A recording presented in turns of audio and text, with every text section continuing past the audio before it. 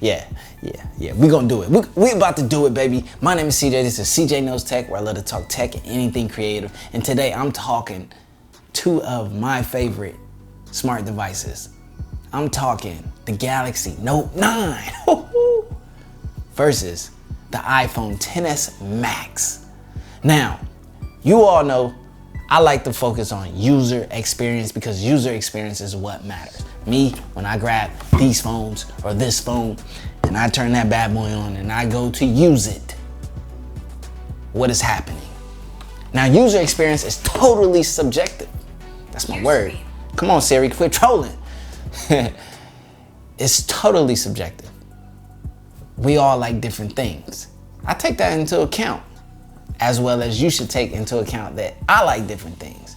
But we're gonna just lay it out on paper, and then I will give a little mix in of my truth, my user experience. You know what I mean? My perspective. That's what it is. So now when we lay these two bad boys out and you try to go spec for spec, number for number, you know what I mean? It's kind of pointless, because at the end of the day, these are the two top of the line devices. The numbers you're getting are gonna be ridiculous. Spec sheet wise, Note 9 all day crushes iPhone. But when you do like those little benchmark numbers and performance, technically the iPhone XS Max takes the W there. So that's why we gotta get a little bit more into other things outside of that, because those things really don't affect your user experience on a day-to-day, technically, but they do, but they don't. You know what I mean? So anyways, let's talk about it. Now, you have these two phones. You can hold them both in each hand and they both look great. You got these all glass designs, sleek metal sides, just sweet. So there's no question whether you like the Note 9 design over iPhone or whether you like the iPhone over the Note 9. Either way, you don't lose. They both look great. Build quality is on point for the both of them. So that's not even anything you have to question neither. Now, performance, things get a little iffy there, because although the Note 9, there is no performance issues. That thing flies, that thing goes, no problems at all. Now down the road, we don't know.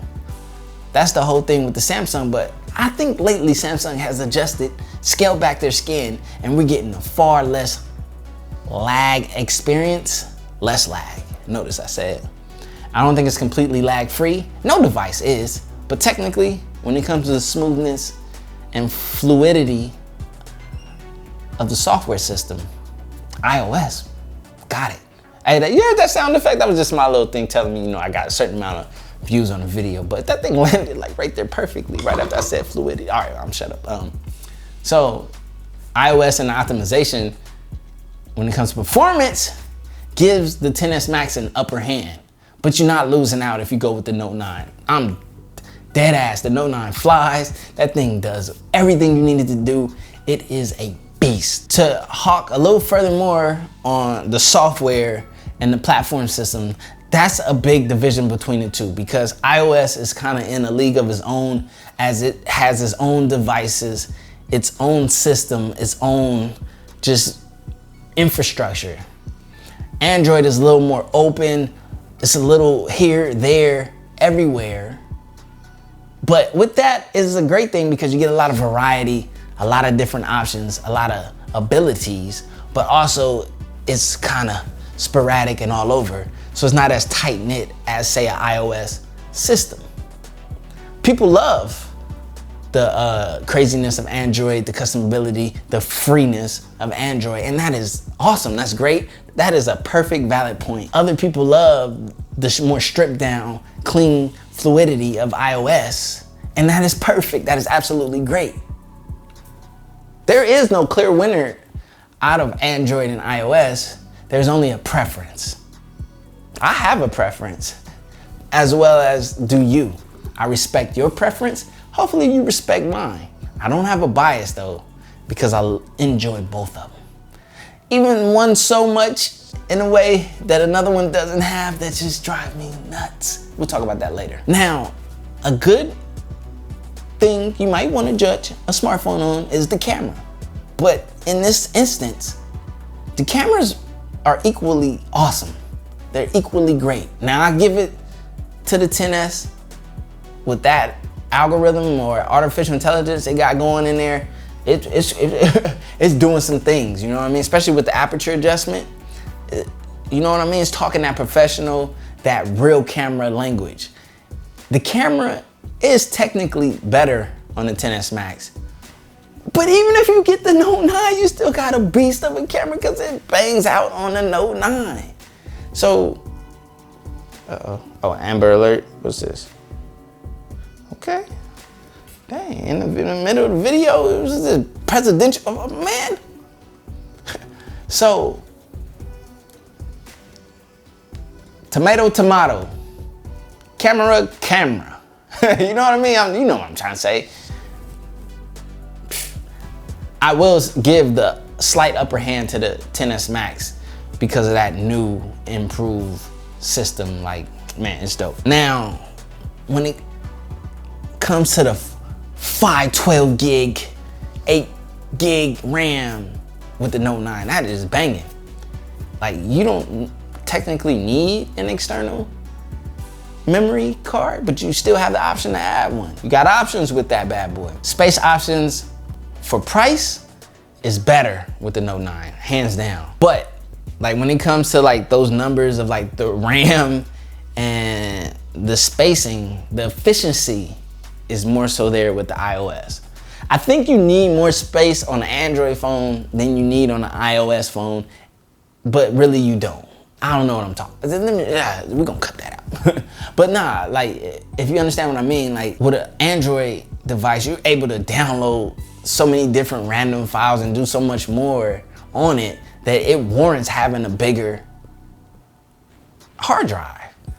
iOS is a lot more restricted and cut back, so I mean, you will fill it up if you take a lot of photos, a lot of videos. No doubt you can fill up an iOS hard drive, but I think the options to fill it up are far less, which is why you could probably get away with less. Not that 64 gigabyte though. I think that should be banned. I think that is wrong that anybody would offer a 64 gigabyte smart device, especially at the price point that it is. We won't go further down that rabbit hole. When we're talking about user experience, a big important thing between these two is, or just a big important thing in user experience, period, is apps. And we all know where the better apps are, where the better selection of apps, where the better, more fluid apps are. It's on iOS. Android has some apps though that operate and are a little bit more open with abilities over the iOS platform. Android is getting better, but it always seems to be the second one up. Oh, we're gonna put it on iOS first, then we'll make Android. Constant, it always happens that way. Now, when it comes to the artificial intelligence, the assistant on these two devices, you got Siri with the Siri shortcuts, which must I say, Siri shortcuts are actually quite amazing. They're pretty dope. Yes, you have to go in and set them up. Yes, there are some that are pre-made that you can grab, but it's kind of like what you can do with Bixby, but in a totally different way. And I like the direction of Siri shortcuts. Now I'm gonna be totally honest about Bixby. That's why we call that the Bixby troll button, because no one wants that button. No one uses Bixby, unfortunately. Bixby has a ton of potential, but no one uses it. Be truthful, be honest. Do you even use your Bixby? I didn't think so. When I am on my Note devices, I use Google Assistant. I prefer Google Assistant, and Siri with Siri shortcuts. You got some competition there, Bixby. Siri shortcuts is like a big deal, a big deciding factor in that. When it comes to the Note 9, I prefer the native Google apps like Google Messages and Google Calendar and so forth. Samsung Calendar is good, Samsung Messages is good. There's some cool features in there. But my preference is the Google native apps. Just like my preference would be a more pure Android and not the Samsung experience on top of Android, even though they've improved it tremendously. Now, when it comes to iOS, I don't have to worry about that. It's just pure iOS. See, this goes to user experience. What is the main things you're gonna do? You're gonna take pictures. You're gonna answer, read, and receive email. You are going to read and receive and send messages, photos, video, things like that is the typical use. Internet browsing, which is the same on all, for the most part. Real talk, mail on iOS is way better than the mail app on the Note 9. This is user experience, you guys. Same thing when it comes to messaging. I cannot stand Android messaging. The fact that it pixelates a high quality image or video because of Android messaging using SMS. And the fact that it's taken this long to come up and it still hasn't happened, that's a problem for me. That's why iMessage is huge. A lot of people are like, why iMessage? And then I got word that you can use iMessage on the Android. There's some kind of way you can set it up and put it on there. That's cool, but that's not typical. That's not easy. That's not for everybody. Everyone doesn't want to go through all that. This is why people will take a phone that already has everything there for you to use and go, as opposed to, hey, I gotta do this and do that. I don't mind doing this and doing that to get what I want. That's why I don't mind using Android. I also enjoy and appreciate the fact that iOS has all of those things within it already. Hence the ecosystem, hence the walled garden, hence why so many are within it. Furthermore, speaking to the ecosystem, the combos. Now, when it comes to Apple Watch, iPhone, that combo is great. As well as when it comes to the Galaxy Watch. I should grab it, hold on. Galaxy Watch with the Note 9. Awesome combo. Beautiful, like it's harmony, it's bliss.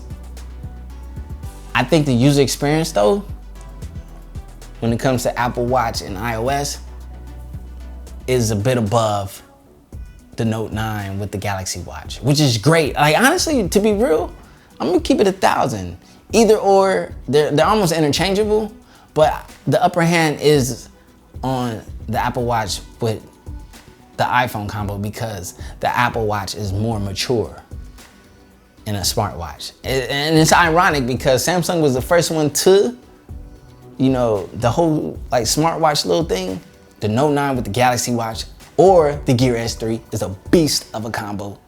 The Apple Watch with the iPhone is another beast of a combo. Great, great, great combos. Whew.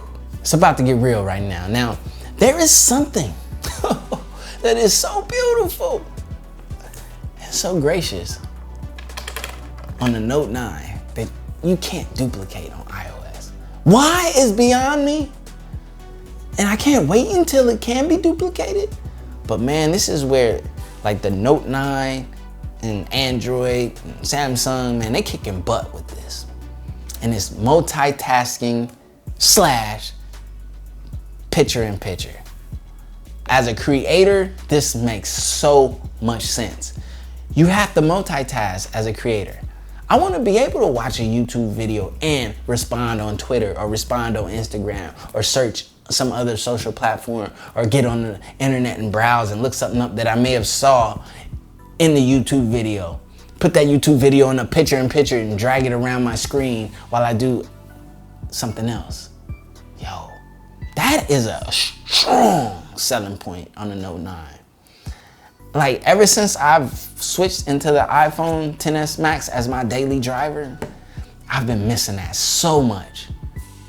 Being in a YouTube video and then getting a notification and wanting to switch to that but continue my YouTube video uninterrupted, it's non-existent on iOS, and that is a serious, that's a missed opportunity. It's a strong one. And like seriously, Apple, I beg of you, just bite it. Man, get your head out of your rear. Cause you kind of starting to do some of the features that you see on Android and you're slow about it. But please, multitasking, picture-in-picture, please allow this on iOS.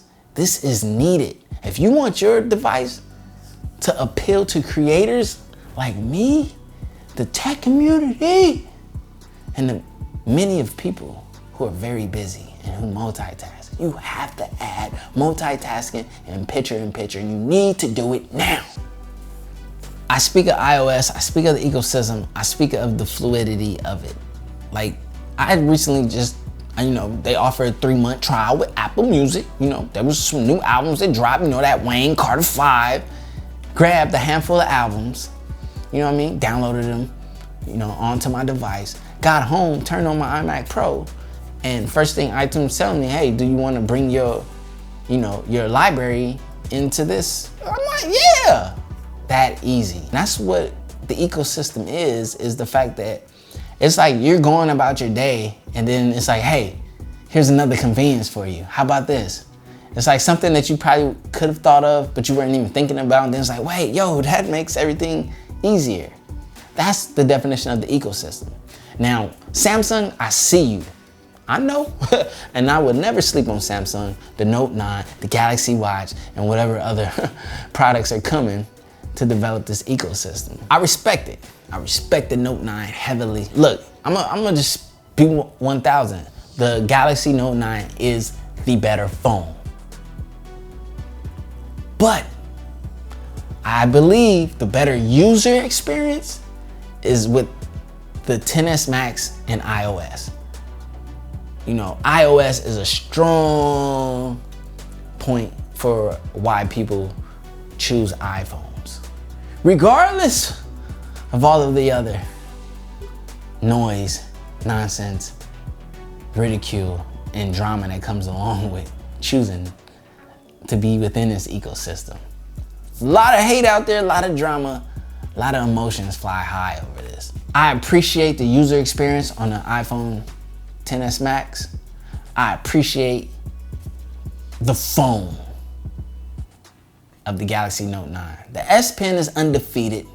That multitasking, picture-in-picture, undefeated. So yes, the Note 9 is the better phone, but the iPhone XS Max is the better user experience. And that's just how I'm gonna put it, because you don't lose going either way. You win. Pick a Note 9, you win. Pick an iPhone XS Max, you win.